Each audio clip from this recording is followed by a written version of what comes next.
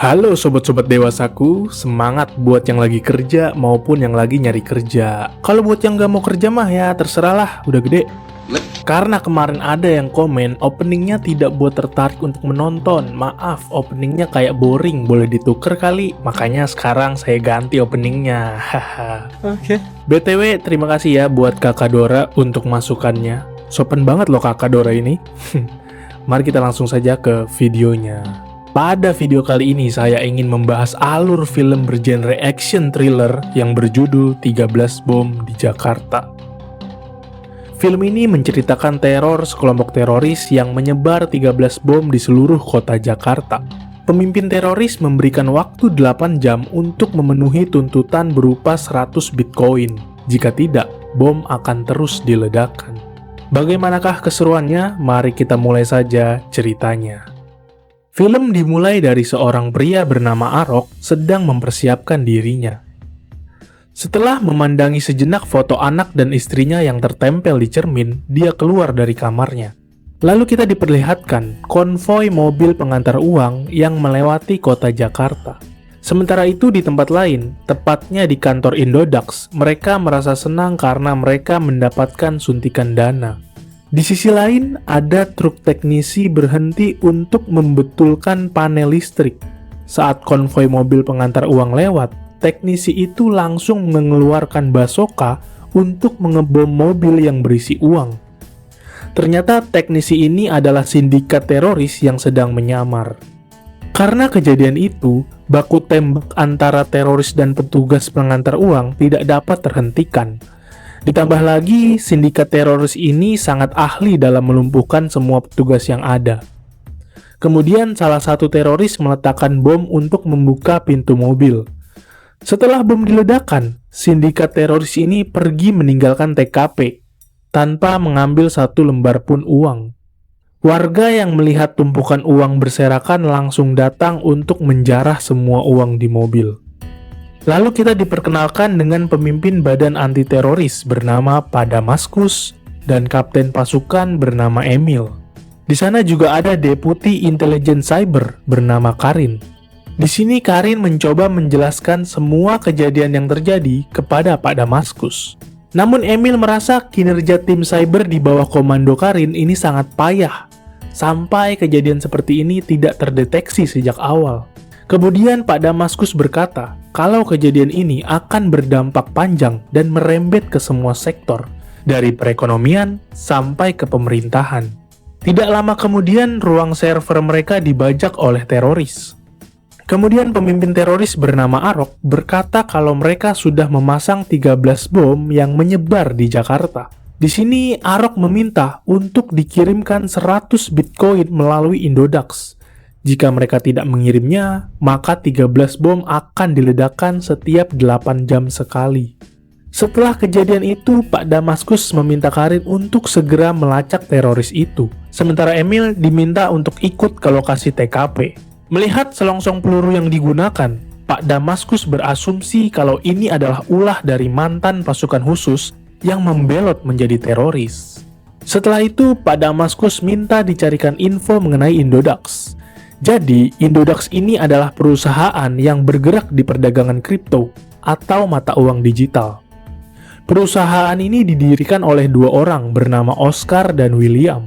Mengetahui itu, Pak Damaskus meminta Emil untuk menangkap kedua orang ini. Balik ke kantor Indodax saat Oscar dan William sedang memperbaiki server. Tiba-tiba datang Emil dan pasukannya lalu menangkap mereka berdua. Di dalam ruang interogasi, Oscar mencoba menjelaskan kalau mereka tidak terlibat dalam aksi teroris ini. Mendengar itu, Emil tidak langsung percaya dengan perkataan Oscar. Kemudian William mencoba menjelaskan kalau teroris ini paham akan cara kerja transaksi Bitcoin, yang dimana transaksi Bitcoin sifatnya anonim dan tidak akan bisa dilacak begitu saja. Setelah itu William minta dipanggilkan pengacara. Mendengar itu Emil berkata kalau apapun yang terjadi di tempat ini akan tampak tidak pernah terjadi. Artinya tidak akan ada pihak luar yang mengetahui kejadian yang menimpa mereka. Tidak punya pilihan, Oscar bersedia mengirimkan 100 Bitcoin miliknya dan melacak transaksi melalui server Indodax. Setelah menerima 100 Bitcoin, Arok meminta anak buahnya yang bernama Waluyo untuk segera mencairkan 100 Bitcoin itu agar mereka terlacak. Sementara itu, Karin meminta stafnya yang bernama Gita untuk segera melacak lokasi mereka saat ini. Setelah mendapatkan koordinat lokasinya di sebuah gedung di pusat kota, Karin merasa kalau ini bisa saja jebakan. Mendengar pernyataan itu, Emil lagi-lagi tidak percaya dengan perkataan Karin. Karena tidak punya pilihan, Pak Damaskus meminta Emil untuk menyiapkan pasukan ke lokasi, di mana semua pergerakan Emil bisa dipantau langsung dari kantor pusat. Di saat mereka melewati basement, tiba-tiba mereka diserang oleh sekelompok teroris. Terjadilah aksi tembak-menembak di antara kedua pihak.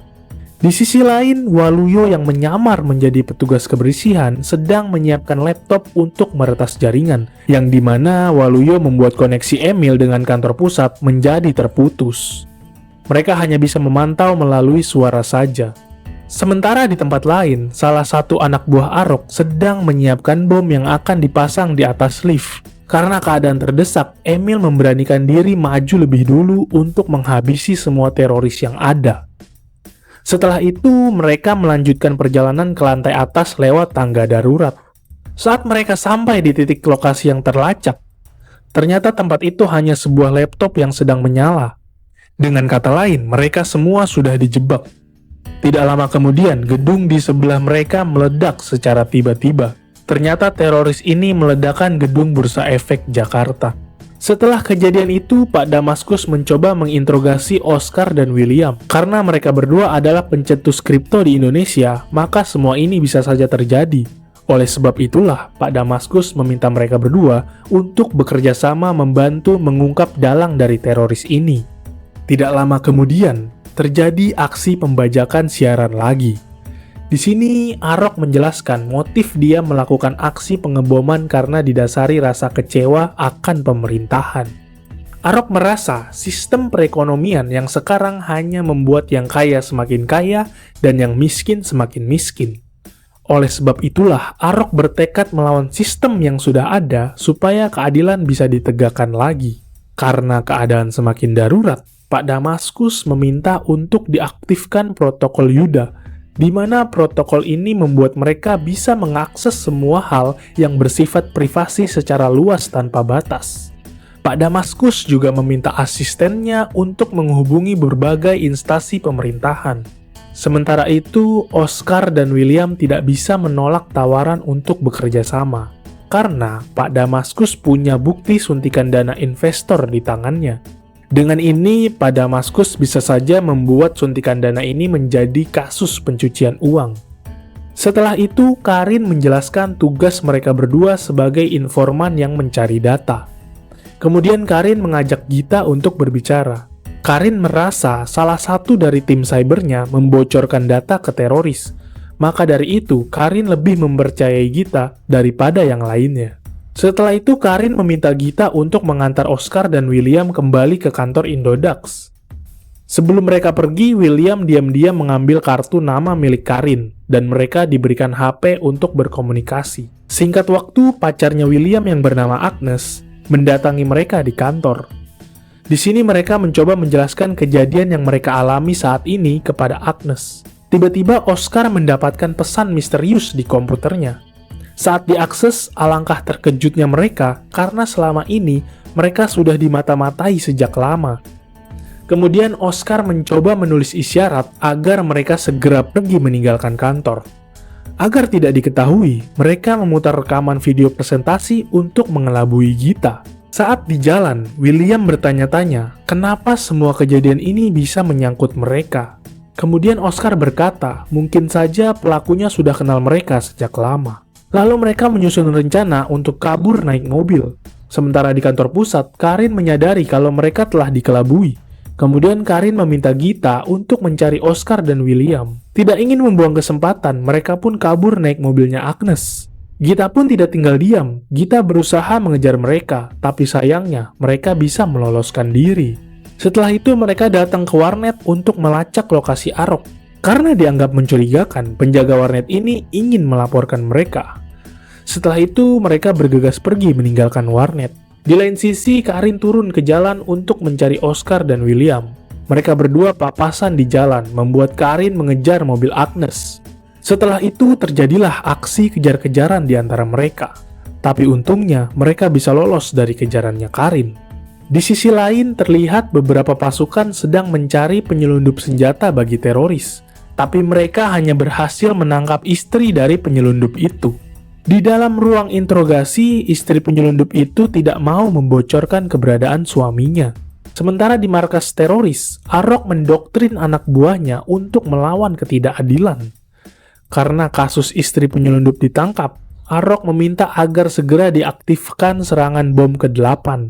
Kemudian Waluyo berkata kalau bom itu seharusnya diledakkan ke kereta yang kosong, bukan yang ada penumpangnya. Tapi hal itu tidak membuat Arok menghentikan aksinya. Balik lagi ke kantor pusat, Pak Damaskus yang mengetahui kalau kedua tawanan mereka kabur akibat kelalaian Karin, memutuskan untuk memecat Karin saat itu juga. Dan keesokan paginya, saat masyarakat sedang beraktivitas naik kereta, tiba-tiba kereta itu meledak saat di perjalanan. Di sisi lain, mereka bertiga tidak bisa melanjutkan perjalanan naik mobil karena mobil Agnes sudah dilacak. Sementara Karin yang sudah ada di rumah mendengarkan berita aksi pengeboman di kereta. Mengetahui itu, Karin bergegas kembali ke kantor pusat. Sebelum jalan, Karin mengirimkan laporan ke kantor polisi untuk segera menangkap Oscar dan William. Balik lagi ke mereka bertiga yang dibuat bingung dengan aksi pengeboman yang baru saja terjadi. Di sini Oscar merasa kalau mereka sejak awal sudah dijebak. Oscar juga berencana ingin bertemu dengan dalang pengeboman. Setelah itu mereka mengirimkan lokasinya ke Karin. Kemudian Agnes dengan cepat memecahkan kaca mobil untuk mengambil laptop. Setelah itu mereka mulai mencari tahu akar dari permasalahan yang sedang terjadi. Di sini William baru sadar kalau deretan angka yang mereka dapat sebelumnya merujuk pada peristiwa Bitcoin Pizza Day, yang dimana peristiwa ini adalah awal dari transaksi Bitcoin di dunia. Setelah ditelusuri, ternyata lokasinya mengarah ke sebuah gereja. Di lain sisi, Karin yang sampai di kantor, aksesnya dibekukan. Kemudian Karin pergi untuk mengambil senapan dan rompi. Singkat waktu, mereka bertiga mulai mencari lokasi gerejanya. Sebelum masuk, William meminta Agnes untuk menghubungi Karin jika mereka dalam masalah. Saat mereka masuk ke dalam gereja, tiba-tiba mereka ditodong pistol dari belakang. Tidak ada pilihan, Oscar dan William terpaksa mengikuti mereka. Sementara Agnes yang melihat kejadian itu, pergi untuk meminta bantuan. Ternyata mereka berdua dibawa ke markas teroris. Sementara Agnes pergi ke pasar gelap untuk membeli HP bekas. Dengan HP itu, Agnes mencoba menghubungi Karin dan mengabarkan kalau Oscar dan William diculik. Balik ke Oscar dan William, mereka dibawa menghadap ke Arok. Di sini Arok menjelaskan kalau mereka berdualah yang bisa membuat apa yang diinginkan Arok bisa terwujud. Kemudian waktu mundur ke saat Oscar dan William sedang mengisi seminar mengenai Bitcoin. Di sini juga ada Arok yang datang mendengarkan seminar. Karena motivasi itu, Arok berencana untuk mengubah sistem keuangan sekarang yang korup dengan sistem yang transparan lewat mata uang digital. Arok juga kesal dengan sistem yang ada karena membuat banyak orang mati tak berdaya. Arok juga cerita mengenai istrinya yang tertipu jadi anggota koperasi Dana Surya, yang dimana istrinya Arok menawarkan produk koperasi ke tetangga, keluarga, dan teman-temannya. Hingga suatu ketika, koperasi itu mengalami krisis keuangan yang membuat semua orang menyalahkan istrinya. Karena depresi, istrinya Arok mengakhiri nyawa dengan gantung diri. Ditambah lagi, pejabat dari koperasi ini dinyatakan tidak bersalah oleh pengadilan. Oleh sebab itulah, Arok menginginkan mereka berdua untuk bisa membangun sistem yang baru menggantikan sistem yang korup ini. Di sisi lain, Karin menemukan lokasi Agnes. Di sini Agnes berusaha meyakinkan Karin untuk mempercayainya. Sementara itu, Oscar dan William beradu mulut karena William mengira Oscar termakan omongan Arok. Tidak ingin disalahkan, Oscar berkata kalau tujuan mereka ke sini untuk menghentikan semua ini dari dalam. Di lain sisi, Waluyo sedang membuat virus yang akan mematikan sistem keuangan yang sedang berjalan. Setelah itu, Arok meminta Waluyo untuk melakukan persiapan pengeboman di bandara. Mengetahui itu, Waluyo menolak karena akan banyak korban yang berjatuhan. Alasan Arok melakukan perubahan rencana adalah untuk merusak citra badan kontrateroris. Mau apapun yang terjadi, Arok akan tetap meledakkan bandara. Beberapa jam kemudian terjadi pengeboman di bandara. Terlihat Waluyo terpukul atas kejadian itu. Begitu juga dengan badan kontrateroris yang perlahan hancur citranya atas kejadian itu. Setelah itu, Waluyo balik ke kamar untuk merenungi kejadian tadi. Waluyo memang kesal dengan sistem keuangan yang sekarang, tapi dia juga tidak mau harus mengorbankan banyak nyawa. Mendengar itu, Oscar membujuk Waluyo untuk menghentikan aksi pengeboman ini.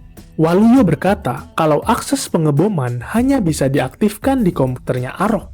Kemudian Waluyo diam-diam mengakses komputer Arok agar Oscar dan William bisa menonaktifkan dari jauh. Baru beberapa bom dinonaktifkan, Arok langsung menghentikan Waluyo. Tapi ternyata Waluyo hanya menjadi pengalih perhatian, di mana William lah yang menonaktifkan bomnya. Karena sudah ketahuan, Oscar dan William berusaha kabur sambil membawa laptop. Waluyo yang berhasil kabur memberitahu kalau bom ke-13-nya adalah virus yang dipegang oleh Arok. Tujuan utama dari penyebaran virus ini adalah server di kantor pusat Badan Kontrateroris. Mereka yang ketahuan berusaha untuk kabur.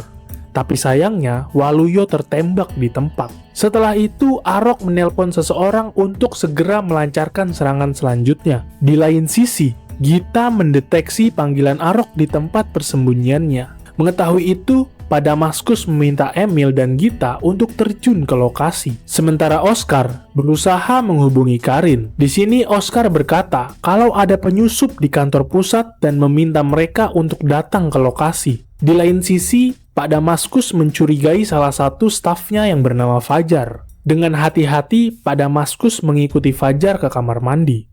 Di sana, Padamaskus memaksa Fajar untuk mengakui perbuatannya. Ternyata Fajar ini juga terlibat dalam aksi teroris. Singkat waktu, pasukan Emil sudah sampai ke lokasi. Begitu juga dengan pasukan Arok yang sudah siap menyerang. Maka terjadilah aksi tembak-tembakan di antara kedua pihak. Tiba-tiba Arok dikejutkan dengan serangan mendadak. Walaupun kalah jumlah, tapi Arok dengan mudahnya mengalahkan banyak pasukan. Di lain sisi, Karin berhasil menemukan Oscar dan William. Kemudian William berkata kalau bom ke-13-nya adalah virus yang dipegang sama Arok. Setelah itu, Karin meminta mereka untuk keluar dan menunggu di mobil. Balik lagi ke Arok yang terkepung pasukannya. Gita tanpa diduga menembaki pasukannya sendiri. Ternyata selama ini Gita lah komplotannya Arok. Setelah itu, Arok memberikan virus ke Gita untuk diaktifkan di kantor pusat. Tidak lama kemudian, datang Emil yang menembaki Arok dari belakang. Kemudian mereka berdua saling menyerang untuk mengalahkan sampai akhirnya mereka berdua sekarat akibat saling menembaki. Tidak lama kemudian, datang Karin yang melihat Emil sekarat. Kemudian Emil meminta Karin untuk menghentikan Gita. Di sisi lain, Padamaskus dan pasukannya terjun menuju ke lokasi. Sementara Karin dan yang lainnya pergi ke kantor pusat untuk menghentikan Gita. Mereka terpaksa harus menerobos masuk sambil ditembaki petugas. Sementara itu, Gita dengan kejamnya menembaki semua tim cyber di kantor. Setelah itu, Gita mulai mengaktifkan virusnya. Di lain sisi, Arok yang berusaha kabur malah bertemu dengan Padamaskus. Sementara Karin dan yang lainnya berusaha menghentikan Gita. Karena Gita mengaktifkan virusnya, Agnes tak sengaja menembak Gita sampai tumbang. Dengan cepat, Oscar dan William berusaha mematikan virusnya. Sementara Arok yang sudah sekarat memilih menembak dirinya sendiri di depan Padamaskus. Setelah itu, Padamaskus melihat banyak sekali pasukannya yang gugur dalam pertempuran. Begitu juga dengan Oscar dan William yang berhasil mematikan virusnya langsung ditangkap sama pihak berwajib. Dan film pun selesai. Oke guys, terima kasih buat yang udah nonton. Jangan lupa di like kalau kalian suka konten alur cerita film kayak gini. Dan jangan lupa di subscribe biar kalian